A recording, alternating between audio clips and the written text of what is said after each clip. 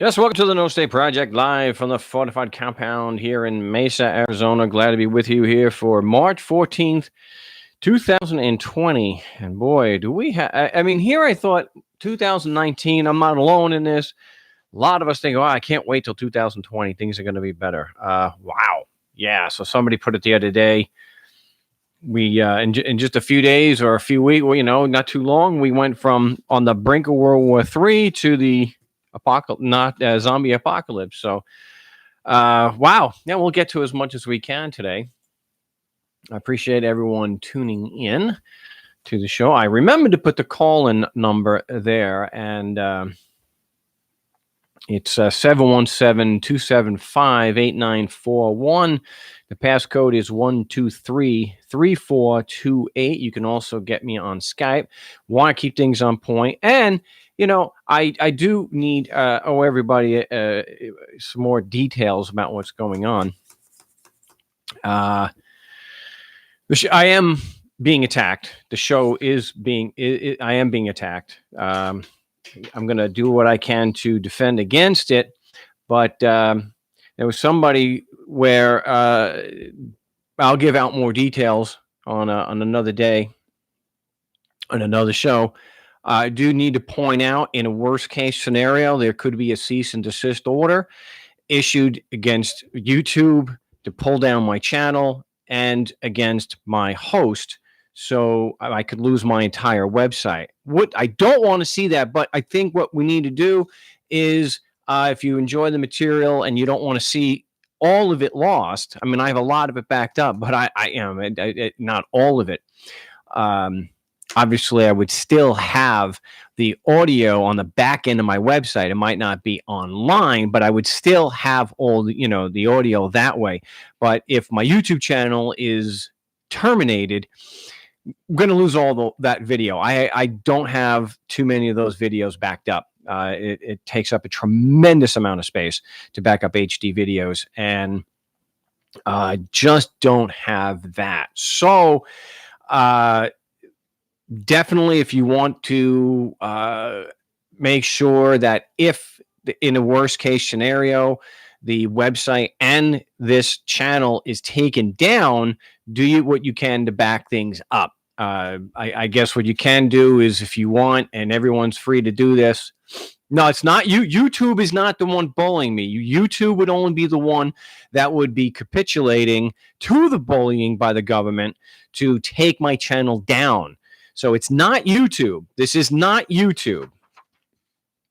This is that their criminal organization that we call government, which is just men and women that force the community to give them money under the guise of having a moral right to be immoral, that the rules don't apply to them.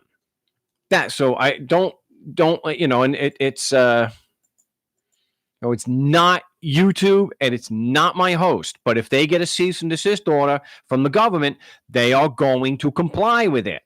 And it doesn't matter if I appeal. It doesn't matter if I fight it. The channel will come down. And if you take a YouTube channel down, I think it's permanent. So do what you can. I'll do what I can to try and get things backed up. But anything attached with my name, so if it's my channel, it will be taken down. So maybe get over to BitChute. I thought I had all, a number of months ago, I thought I had it set up so everything I did here on YouTube automatically was uploaded to my BitChute channel.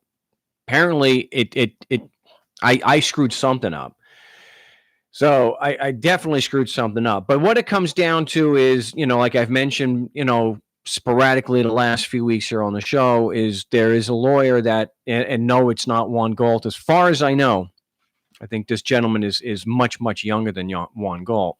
Although this is what kills me, is because it gives so much pleasure to people like Juan Galt and his his followers, those who that look up to him and follow him. They would just love to know that my channel, my work is under attack, serious attack, and my channel might be gone. So that's what happens if so that this idea that lawyers are just fretting and just they can't believe that I am allowed to freely speak and help people. Some lawyer, this way it's being, it's like he's being kept up at night. What am I going to do about Mark Stevens? What am I going to do? Yeah, it's ridiculous. He just could not sit by, and he had to take action. So that it's not the first time that this has happened, and it probably won't be the last time. I've had lots of threats leveled at me, I over the years, but nothing has stuck yet. So we have to be prepared for that. So it's very, very possible that this channel in the next month or so will be taken down by court order. So we will see. So, and it's unfortunately those kind of look. Knowing about this stuff for a long time, it's like I said, it's happened before. So we'll see. It's just what is the histrionics and the lies that this lawyer has, like I mentioned last time, falsely putting the label of a sovereign citizen on me and acknowledging, well, Mark Stevens doesn't accept that label. I could say a whole lot of things that this lawyer may not accept, but nonetheless, that's the thing. You're supposed to owe a duty of candor. Lawyers are supposedly bound by ethical rules, and their ethical rules make it so that they're not permitted to make false statements. But it's okay. But you'll see nothing will happen to the lawyer. He can lie and say you or me or anyone else, we're sovereign citizens, even though we're not. To label you a domestic terrorist, that's not going to keep any of these lawyers up at night. Oh, we have a lawyer who falsely accused an anarchist with a very, very tiny, inconsequential YouTube channel. It doesn't matter if he lied about them. Well, and I'll report on that as it develops, that I can have credible evidence of ethical violations and false statements about me. They won't do a damn thing against this guy. Not a damn. No one is going to be writing letters to the government saying that they just can't sit still and know that this lawyer is making false statements. We got to file a complaint. That kind of stuff, that just doesn't happen. They're not gonna. They don't care. It's all about protecting their monopoly. If anybody doubts for a second just how much money lawyers make, go to a law firm. Just walk in and look at the lobby. It's pretty grand. It's very rare to find a law firm or a lawyer's office that is not, extremely, decorated with the most expensive decor. So, but anybody has, you don't need any permission to take all the videos, all the audio, whatever it is, and go put it on your own website. Do your own BitChute channel or Vimeo, whatever the hell. You can use all the material you want freely. So hopefully, we can get enough of it backed up that if the worst does happen, we've got backups. So we will see. Yeah, those are bar attorneys. Yeah, well, the Bar Association is I remember one time with Judge Franks. I think the reason why he let me speak for somebody up in St. Paul, Minnesota, was because I called the Bar Association what it is. It's a labor union. And he really took umbrage with that. I mean, I think that was the word he actually used, that he took umbrage with my characterization of the bar.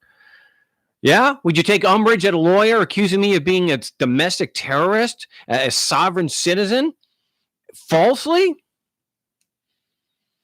Yeah, I doubt that.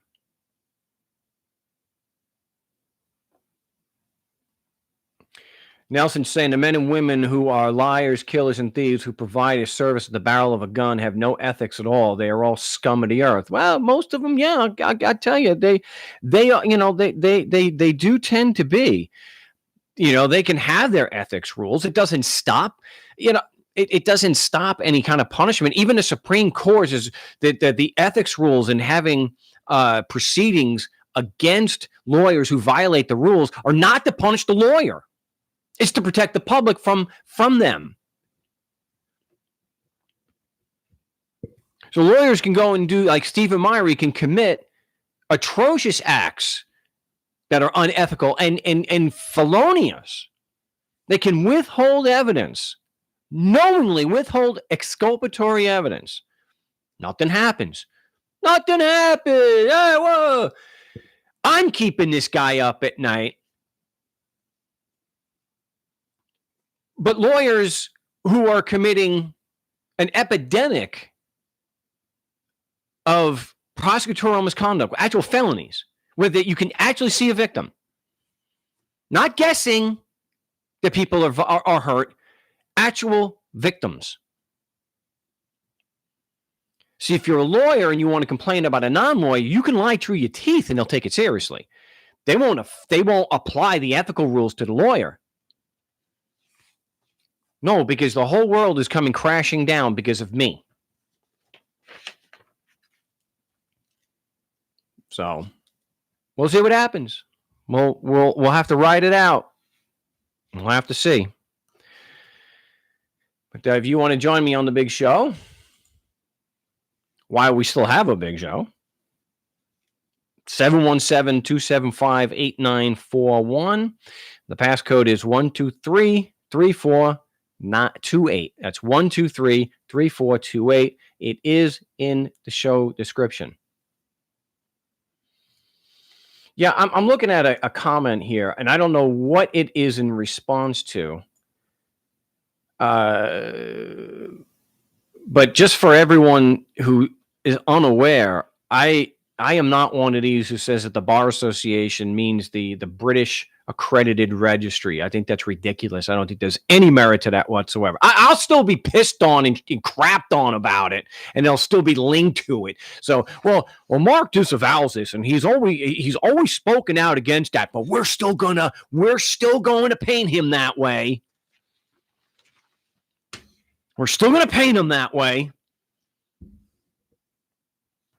Whatever, yes, that's one of the reasons why sometimes you just think, just F this. Why even bother with this when when no matter what you say, you're going to be painted as a domestic terrorist. So part of me is, I pull the channel down, whatever. Fungal. Who cares? What does bar mean in your world, Mark? It's the name of the piece of wood that separates the public from that part of the court. It's this. Somebody show me one shred of evidence that bar is an acronym. Jeez. Show me some evidence that it's an acronym. That phrase was used years before there was a British Bar Association. It's just like people talking about the Social Security number. That's what makes you taxable. But they didn't have it until 1935. They had an income tax in 1913. Social Security number wasn't until 1935. How do you explain that 32-year gap? Whatever happens, or how many years? 22-year gap. Jeez. What does BAR stand for? It's not an acronym in this situation. It's not a damn acronym. It's just like all this stuff. Well, it's a berth, and that has to do with a ship, and it's admiralty, and it's all admiralty. Oy vey. Again, I can sit here for the next 3 hours talking about how I see no evidence of this. I don't believe in it, and there'll be someone who will still publicly accuse me of believing that stuff, or trying to associate me and my work because someone on YouTube is watching me, because we're all responsible for who tunes into a YouTube video. So yeah. You got to look at things critically and analyze them. I can't believe this British accreditation registry is still a thing. Maybe it's not. Maybe it's just, maybe it's not. I don't know. I don't see any merit to it. But all right. So one of the things, and it's not that there are no such thing, that there are no real conspiracies. There are. When you look at Stephen Myrie in the U.S. Attorney's Office, or the U.S. Attorney at Las Vegas, or you see the U.S. Attorney's Office in Oklahoma, where the entire U.S. Attorney's Office for the District of Oklahoma was held in contempt, those are conspiracies. Stephen Myrie didn't work alone to withhold that evidence. He worked with a staff. They agreed to do that. That was a conspiracy. But when you are one of the, when you're one of the king's men, you do whatever the hell you want. Oh, but Mark, he got demoted. Really? I'd be sitting in prison. Anybody else who wasn't a government employee and wasn't rich would be sitting in prison to withhold exculpatory evidence against people to make it look like they were guilty. Yeah. Sure. So there are conspiracies, and there are conspiracy theories that are supported by facts. But here,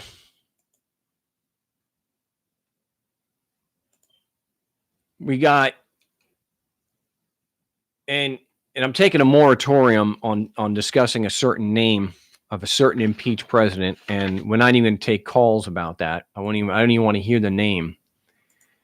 But we've got an administration. We got we have a few conspiracy theories. Regarding the coronavirus.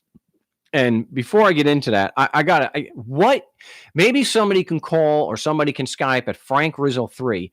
And if you want to join the show on Skype, it's Frank Rizzo 3. Instant message me and I will bring you up. What the hell is the issue with everyone buying out all the toilet paper? I mean, I lived through the Ebola thing, and I lived through the H1N1 and the SARS. I don't remember people buying out the toilet paper. There was a guy yesterday right around the corner from me. I went to get cat food, and the guy started having a meltdown because for the last 2 days or 3 days, the store has been completely wiped out of paper products. I saw somebody buying the last of the paper towels. He's carrying them out. I mean, he had quite a few rolls. And of course, you got to hear about these people who are selling it for 10 times the cost. Well, what is the deal with buying out all the damn toilet paper? Someone, if anyone has an idea of why people are going crazy buying toilet paper all of a sudden. Yeah, I know. Yeah. So anyways, the conspiracy theories. What I thought was a great conspiracy theory. Well, and I'm not using necessarily conspiracy theory in a pejorative sense that all conspiracy theories, no matter what the source, are craziness. And I don't like the label of he's a conspiracy theorist, that to just label somebody as a lunatic because you don't like what they're saying. Somebody could be absolutely wrong regarding some events, but to label them crazy, that's something, government types like to do. I mean, I know people, and people have come through my scope here of influence where they're flat earthers. They're not crazy. They're just misinformed. Some of them, but to paint with such, that's the generalization from, we shall not commit logical fallacies, and that's just that generalization again. Well, if they're flat earthers, they're crazy. No, they're misguided. They're just wrong. Doesn't mean they're crazy. Just like saying that a so-called sovereign citizen is a domestic terrorist, even if it involves that's what I remember. There was a court case about that where the U.S. attorney was arguing it was domestic terrorism, even though there was no actual violence or threats of violence involved. Just equivocate. Why not? Just terrorism is whatever the hell you want it to be. From a week or so ago, that was fairly persistent with the administration, that the coronavirus was actually a hoax perpetrated by the Democrats, the do-nothing Democrats, and the media. It didn't even exist. It was a hoax. And it was there just to ruin someone's reelection chances. That's all it was. It wasn't real at all. Nobody was getting sick. It was all a Democrat media-driven hoax. I know the Alex Jones types probably also doing, oh, it's a false flag. False flag. I'm not saying that there aren't false flags, but you got to have evidence. Not everything is a damn false flag. Gulf of Tonkin? Yeah, false flag. Start of the Spanish-American War? False flag. No doubt. They exist. Was it a do-nothing Democrat and media hoax? No, there are people actually dying. This is a real thing. And so it went from a Democrat hoax to a Chinese-driven virus, that the Chinese were doing it. The Chinese weaponized a virus, got thousands of their own people. Well, then again, the Chinese government, yeah, they will kill. So that's plausible that they would kill their own people, because we know. We know they do that. They do it every day. They have literal concentration camps in China, or re-education camps for the, as the CCP would say. So it's a Chinese-made hoax, which is why it's called a foreign virus. Foreign virus. Yeah, it's a foreign virus. Okay. Well, this week it has come out that a Chinese diplomat is promoting a conspiracy theory that the United States military brought coronavirus to the Wuhan province in China. So the U.S. administration is saying it's Chinese. The Chinese are doing this. And the Chinese are saying it's the U.S. So a prominent Chinese official has promoted a conspiracy theory that the United States military could have brought the novel coronavirus to China, and it did not originate in the city of Wuhan as thought. Posting to his more than 300,000 followers on Twitter, Foreign Ministry spokesman Zhao Lujan, well, there's quite an Olympic lifter named Lujan, 77 kilo lifter, who actually snatched 177 kilos. Can you imagine snatching 100 kilos more than your body weight? Holy crap. It's quite something to watch. And yes, he has won at the Olympics at least once. So look that up. If you really want to be impressed with somebody's physical performance, go watch a 77-kilo Chinese lifter, Lujan, snatching 100 kilos over his body weight. And for those who the Americans who may not be aware, that is 220 pounds. No one else can snatch 220 pounds over their body weight. I don't think so anyway. No, I don't think I don't even think that's in the realm of possibility right now. Most of the guys who are snatching 177 don't weigh 77. Anyway, all right. So I'm sorry for that.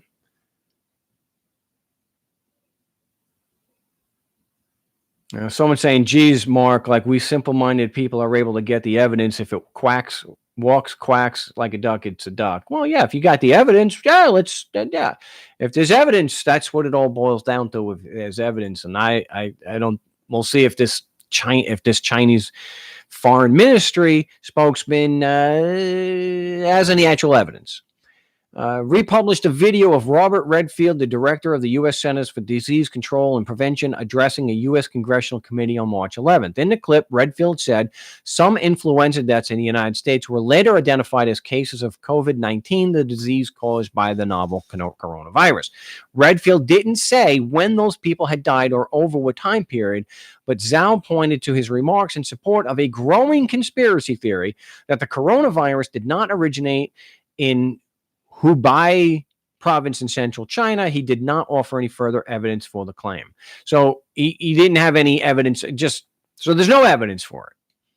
Now, is it unprecedented that the United States would use chemical and biological weapons on populations? No, it actually was the law in the United States up until, late 90s, early 2000s. Title, now again, this has been repealed.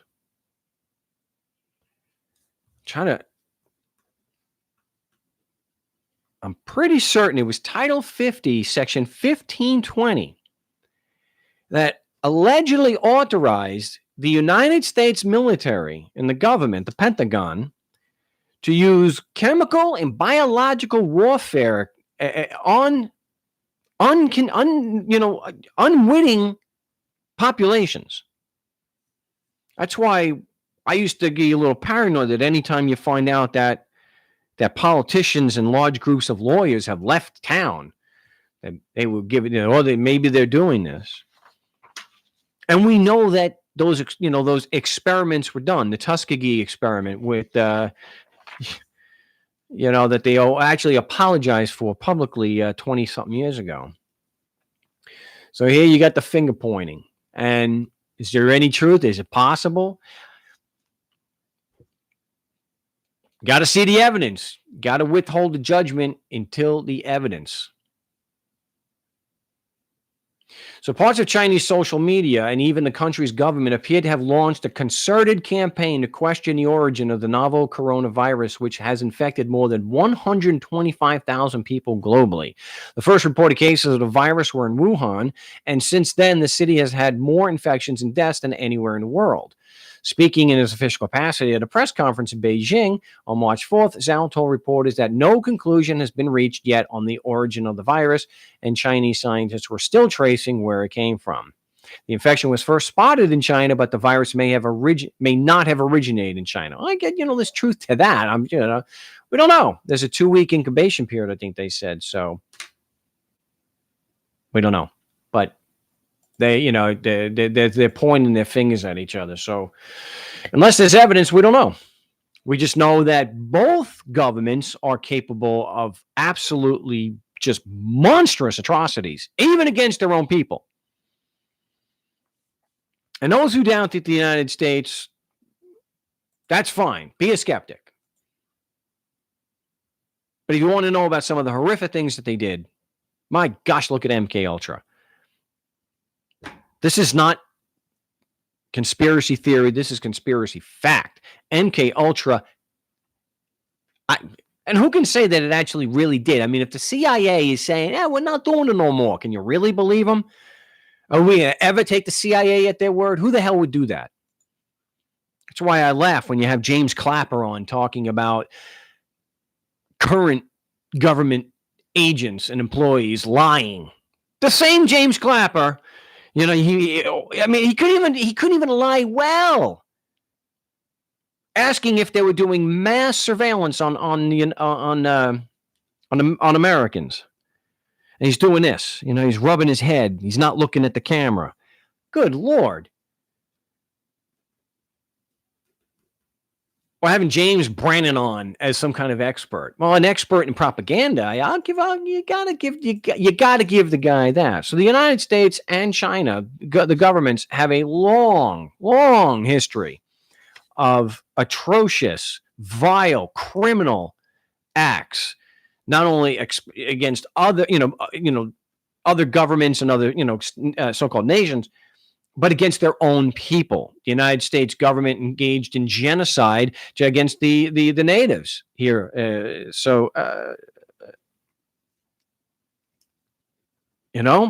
look at recently. You get genocide with the separation of the families.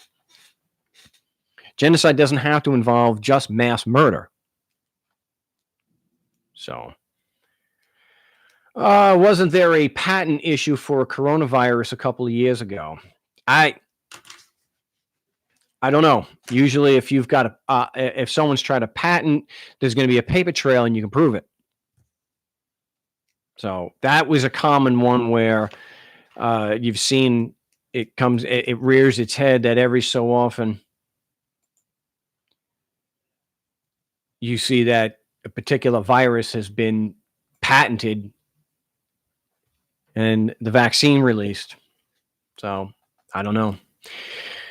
I got to see the evidence. If there's a patent on it and somebody owns it, somebody created it, there's a paper trail. And that, so you'd be able to establish that. There's court filings, there's filings at the patent office, so you got to be able to prove that. So, well, we'll see. But for those who doubt, again, that the United States government is not capable of murdering and doing absolutely atrocious things to Americans, you just look up MK Ultra. Look at how the CIA, through Operation Mockingbird, infiltrated all the mainstream media, and that was in the 70s when that came out. So this isn't new stuff. So doesn't mean that everything in the media is wrong, but we should take it with a grain of salt. So. Did anyone, let's see, do we have anyone wanting to join the show? Oh, okay. That's an interesting username. Okay. You're going to make me put the headset on. And let's see, I got that. We will add the vegan goy cat lover.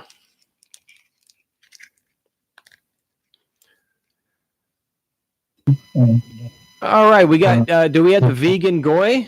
Okay, I think we got it. Can you hear me? Yeah. Oh, hold on a second. I got one of my earbuds. So give me just a second. Okay, he's the vegan goy cat lover. So. I'm on the Skype. So just keep doing whatever you're doing. I'll try to get you. Okay, I'm going to mute that up there, and hopefully we'll get him back. But. See what we've got here. Stop any virus with oregano, cinnamon, cumin, sage, bay leaf.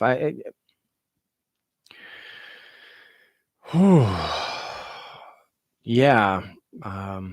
Vegan goy is a flat earther. It doesn't bother me that some think we're on a spinning ball and went to the moon. Okay, I think I have an idea what we're going to be talking about. We got the vegan goy back on? Yeah, you got me. All right. Well, welcome to the show. What do you got for me today? Oh, thanks. How you doing? I just I've come on as James Danicky before. We've talked about Tom and such, but yeah, I'm a vegan, and I just thought I'd come on here and give you support because I've always loved listening to you, and I think you've given a good service. And I haven't heard you making any claims. You're the guy that just asks for evidence, and you ask over and over and over. And so I really appreciate what you've given to everybody. Well, I appreciate that. Do you think that I aggressively market what I do?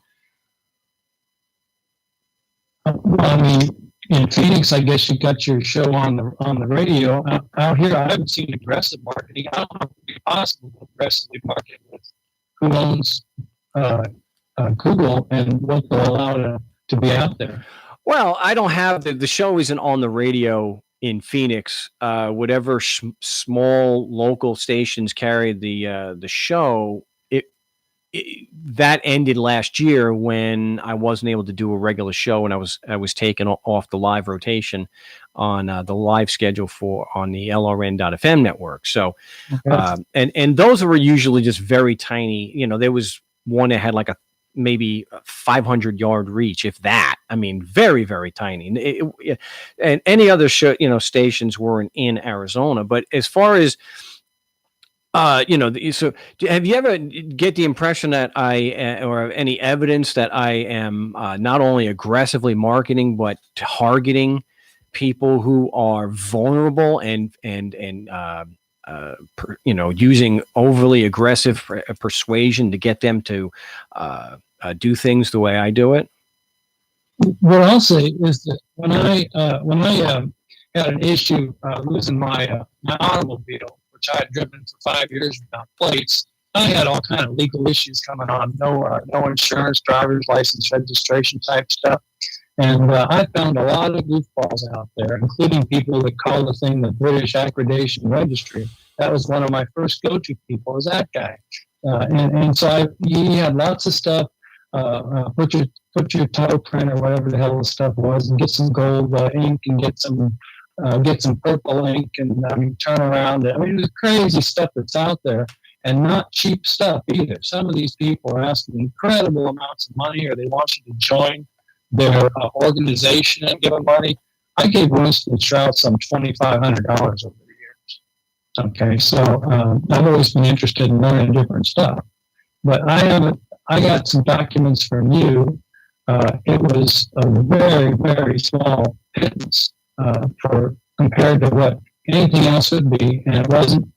You didn't give me the full documents. What you did is give me the information that I could finish filling them out properly. Work for California, and I was really appreciative that you had that.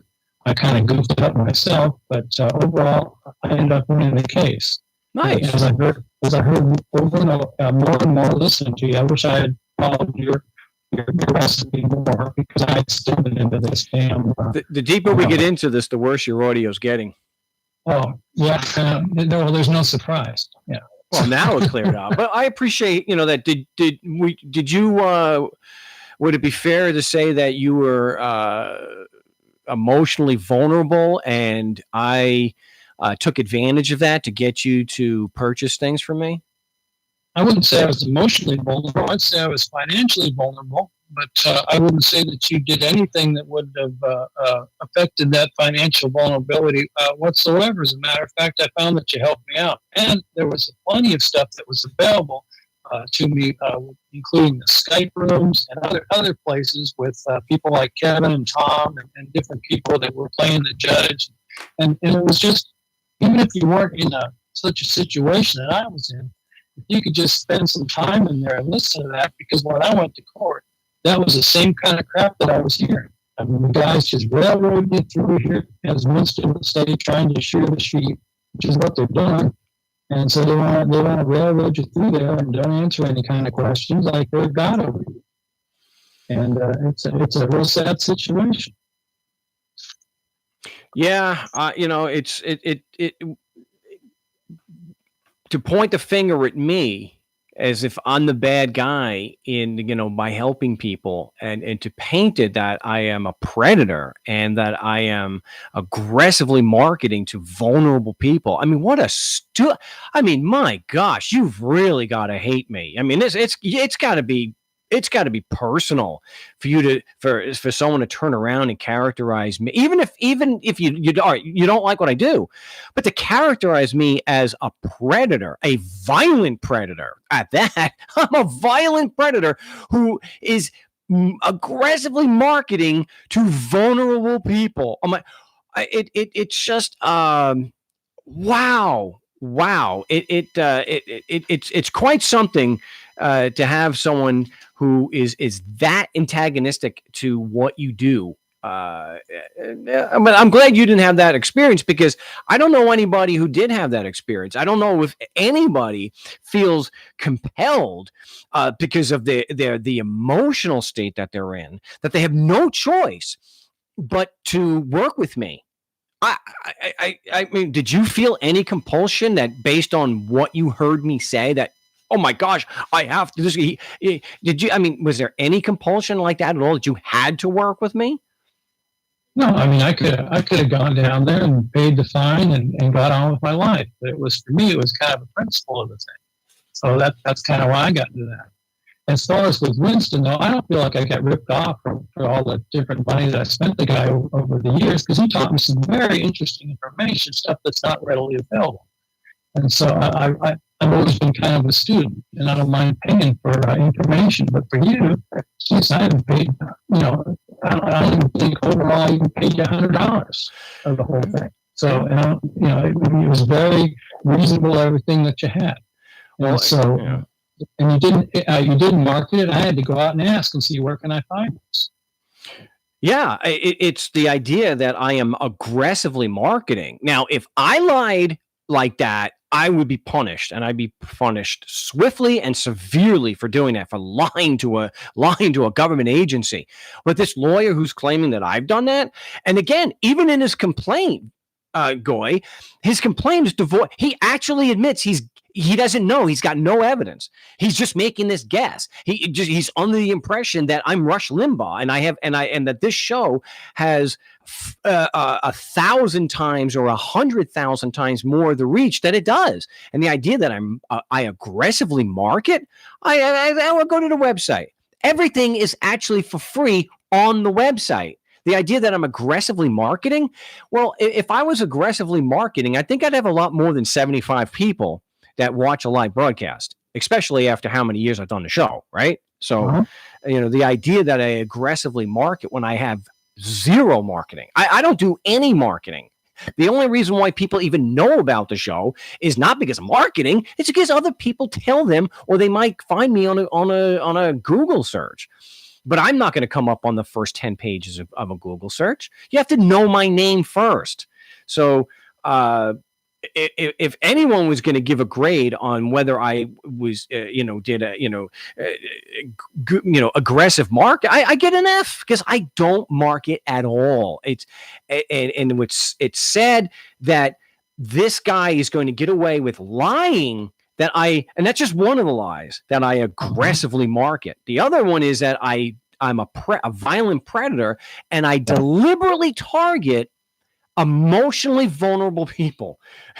These guys want to fill up a for-profit prison system. That's all they're interested in, and that's their game. And they'll lie. What is it, Rule 51, I guess they say, that allows them to lie to us, but we can't lie back to them. It's absolutely ridiculous.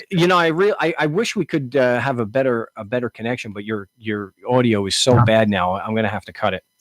Okay, thanks. I do appreciate the call. It's the vegan goy cat lover. I that sucks, and I don't know which side of the mic that was on.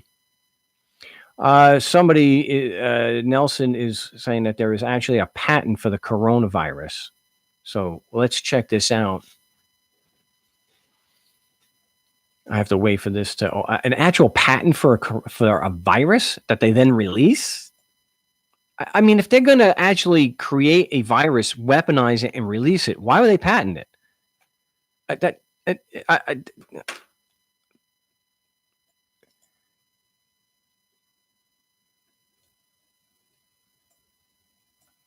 Coronavirus. The present invention provides a live attenuated coronavirus comprising a variant replicase gene encoding polyproteins comprising a mutation in one or more of non-structural protein.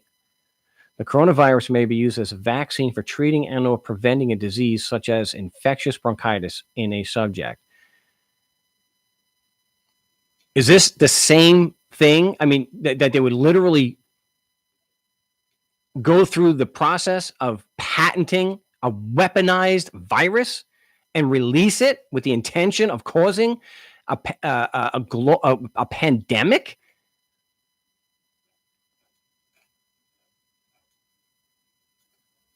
Can I get rid of that?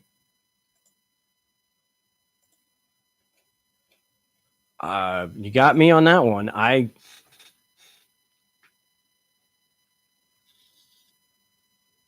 guess you have to take this with a grain of salt. NSP-10, NSP-14, NSP-15. Oh, I got nothing to do with this. I might be blamed for it now. The present invention relates to attenuated coronavirus comprising a variant replicase gene which causes the virus to have reduced pathogenicity.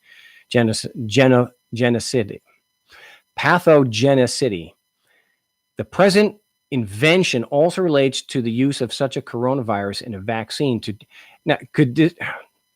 I don't know enough about these to know if they're talking about the exact same thing. That's something I'll have to look at. But I appreciate that, and I'll have to look into that. Someone saying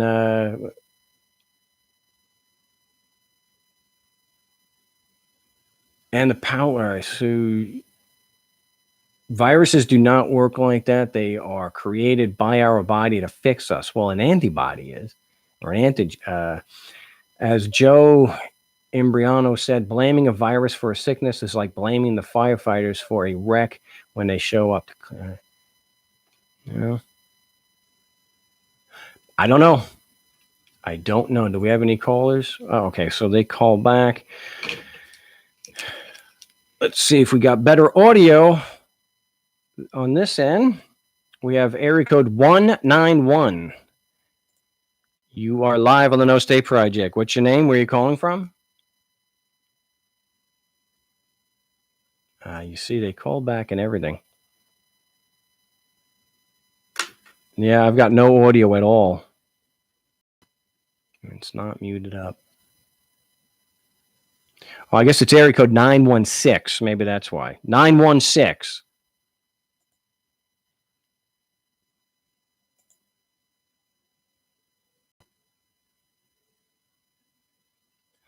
Nelson saying this patent goes back quite a few years as to whether or not that the present virus is a weaponized virus. Your guess is as good as mine. Well, I can't, and we're not getting any audio for the caller, so I don't know why we're not hearing them.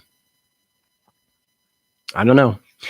I guess we'll have to try to get them on the Wednesday show if we're still available. They won't necessarily take down my Facebook page because there's hardly anything on there. So if something happens, you'll have to, if you don't see my channel, you have to hit me up on Facebook till we get that fixed. I heard vegans can't get the virus. That's funny. I wish that was true. All right, so getting back to what Nelson's saying, we don't know if it's the same one. Oh, it's the vegan. It was 916. All right, I haven't hung up, but we are getting low on time for the show. So I'm not hearing anything. Unless I'm not disconnected. So no, I'm not hearing it. All right. I guess we're pretty much near the end of the show already. We're 47 minutes in. So I guess, yeah, it does raise an eyebrow when you see a patent for a coronavirus, but that could be for a particular type, not necessarily that it's this. And coronavirus could refer to a group of a type of viruses. I don't know. But there it is. You go to, I will put the link. Well, I'll put the link in. Whoa, what the hell happened there? Let's go back and hit copy. And I'm going to paste that bad boy right in. Thank Nelson for sending me that because that certainly raises an eyebrow. See, Jason is saying prosecutors and judges are committing extortion, fraud, and grand theft on the perjury. Yeah, well, any anarchist, any half idiot, we all know there's two sets of books. The rules don't apply to the working class and the rich. The rich don't typically go to prison. They get a fine. It's very rare. Someone like Harvey Weinstein, it's extremely rare for them to be held to any accountability whatsoever. Any accountability. And he got 23 years in prison. It is pretty damn rare for someone of his stature. Because when it comes to government agents and the elite, the people with money, I'm not saying having money is wrong or is bad. It is corrupting. It can. But those rules that apply to the plebes, like you and I, the little people, they absolutely do not apply to the rich and to government agents. It's extremely rare for them to be held accountable. Amber Geiger, boy, that was rare. And the judge hugged her. The judge, after she was convicted, I can't even wrap my mind around that. I go into court. You say people normally go into court. Little people like us, we go into court. The judges have nothing but contempt and disdain. They can't stand. They can't even stand the sight of you. And heaven forbid you're doing it on your own. You don't have a lawyer. Then they really hate you. This woman committed murder. She was convicted by a jury that this judge oversaw and presided over. She hugged her. She hugged a convicted murderer. And yet, if we ask a question, all right, so someone's saying that's a fact. What's a fact?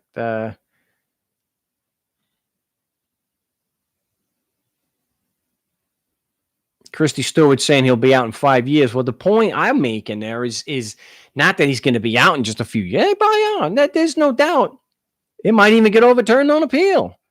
The fact is, someone who is extremely wealthy is actually going to prison. So, all right. Oh, about the rules not applying the same. Yeah, yeah. I still have a video that I started last year. I've not been able to get the work done, and other things took precedent where the rules don't apply, the two sets of books. And I'm giving dozens and dozens of examples of the very wealthy who do not go to prison, who are not punished, and government agents. People like Stephen Myrie. I know I use him, but he's like the poster child of the felonious prosecutor, where the judge nailed him and his staff for lying to her, Judge Navarro, lying to her. All she did was toss the case out, which was good, no doubt. But why not hold this tool of the king, of this tool of the work of the ruling class? Why not hold him accountable to some degree? No, he got demoted. Oh, didn't cost him a cent. Didn't cost him his freedom. Again, you and I screw up for 10, 15 bucks. Go to prison. So, all right. Someone's saying Jeffrey Epstein didn't get due process. Well, Jeffrey Epstein had the goods on some very, very powerful people. And Jeffrey Epstein may not even be dead. More than likely he is. But I guess we have to check to see what's going on with the fall guys, the detention officers. Yeah, all the footage was just, it didn't work. And who's overseeing the whole thing? The guy behind all the cover-up and the pardons for Iran-Contra. Bill Barr. We're going to get to the bottom of this. Yeah, right. All right, I'm going to end it on that note. I appreciate everyone tuning in to the big show. I hope we're still here. But I shouldn't say that. I think that's kind of jumping the gun. I think there's no way, we're definitely going to be, we'll definitely be here.